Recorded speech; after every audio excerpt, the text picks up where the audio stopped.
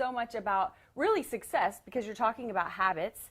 And she also writes on happiness, and you have a crazy podcast that's massively successful, multiple New York Times best-selling books. So there's just so much we could chat about today. I'm excited. But I kind of want to go back to the beginning because you went to law school, then you actually went into law, you're kind of starting your law career, and then you realize, I don't want to be doing this.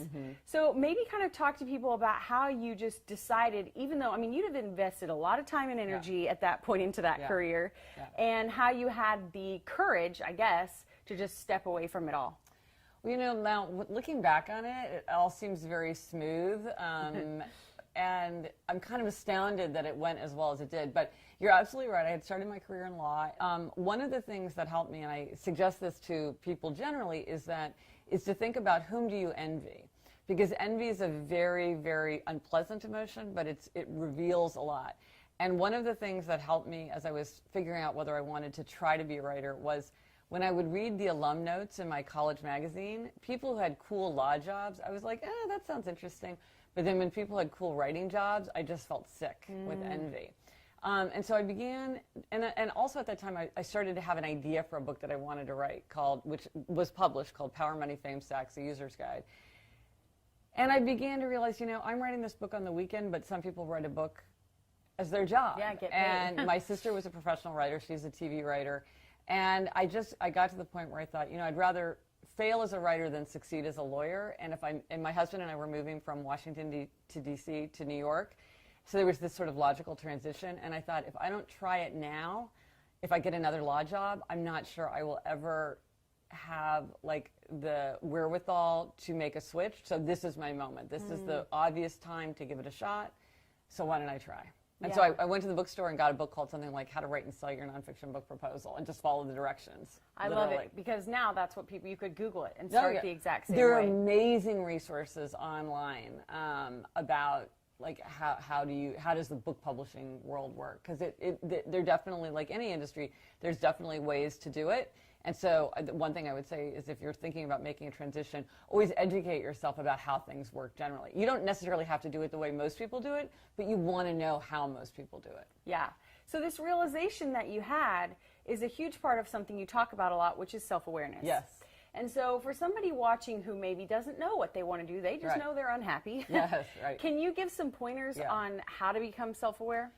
Well, you're exactly right. You think, oh, how could I not know myself? I just hang out with myself all day. But it's really hard. And I think it's also hard because sometimes people know what they don't want to do, but they don't know what they do want to do. So I was lucky because I knew what I wanted to do. Not only did I know I wanted to be a writer, I knew what project I had an idea for a project. That made it much easier. So what do you do if you're not sure what you want? Well, one thing to do is, what did you do for fun when you were 10 years old? Because often I've heard from so many people who what they did for 10 years old has this kind of weird, prescient quality. For instance, a friend of mine was like, I played with my doll. I had 3 dollhouses, and I played with my dollhouses way past the point of social acceptability.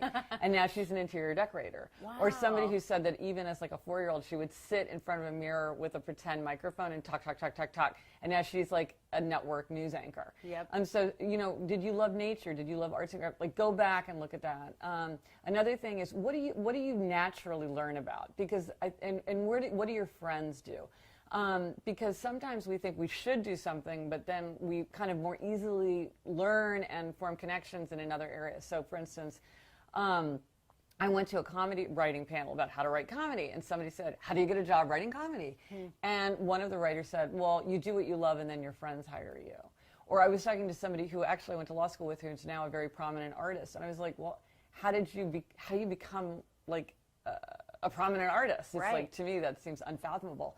And she's like, well, you know, I met a lot of artists because, like, I was going to exhibits and, like, just doing stuff. And I was like, she just naturally was forming those connections because she was doing what she enjoyed. So if, like, you know a ton of people in an area, like, maybe that's a sign that that's an area that you would want to go into. If you read a lot of material, you know, what part of the newspaper are you reading? What books are you reading? What do you remember easily?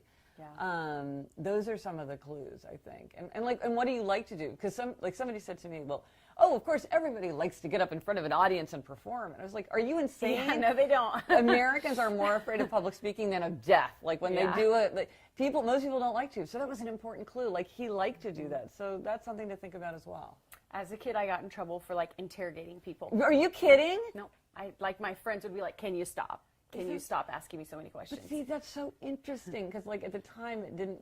And I think this is one thing with parents is that sometimes like we feel like we want our children to be doing like constructive things or valuable things and don't waste your time. And it's like, well, you don't really know what is it to waste your time. You know, like maybe you're playing video games all the time and then you're going to go be a video game developer. You know, it's not always.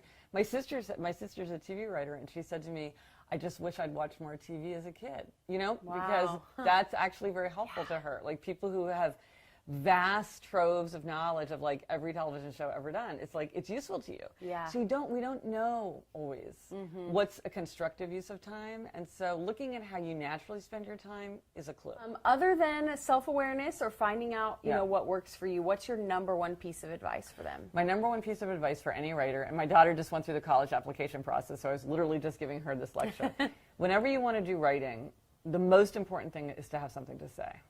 If you have something to say, the writing will come easily. But a lot of times, weirdly, you get into a situation where you don't really have something to say. Like you're writing because you think like, oh, well, this would be like a good kind of book to do, or this is the kind of thing I should do, or everybody's telling me I should write this book, or, you know, but it's like when you know what you have, the thing that you want to say, then the writing comes more easily. And also, when you really know, when you really have something to say, I think if your writing isn't terrific, it almost matters less because you really are conveying something. Yeah. And this sounds like such obvious advice, but I read a lot of books because I, you know, constantly reading all this stuff. And I'm like, I don't think this person really knew what they wanted to say. Like, I don't understand. Like, this is a 300-page book, but like, and there's all these there's all this research and these anecdotes, but like, what's happening here? It feels like a book where somebody just kind of didn't really have something to say. And it shows in the book. Right. And I think so really understanding what you want to say. And then it's very easy also, like if you start rambling or you're going off topic, you're like, what? Like I wrote a biography of Jack Kennedy. And one of the things that happens is like I started writing about Jackie Kennedy and I started writing about Robert Kennedy. And it's like, you know what? I'm writing a book about Jack Kennedy. And like I can't get too pulled in other directions. You can't start writing about, you know, I'm writing about Churchill. Don't go off on some long thing about Hitler because he's important, but this is not that book. And so when you know what you're trying to say, it like helps you stay focused and stay like compelling because you really have that idea. For more inspiring articles and videos, go to entrepreneur.com. And to see the rest of my really interesting interview with Gretchen Rubin, go to thepursuit.tv.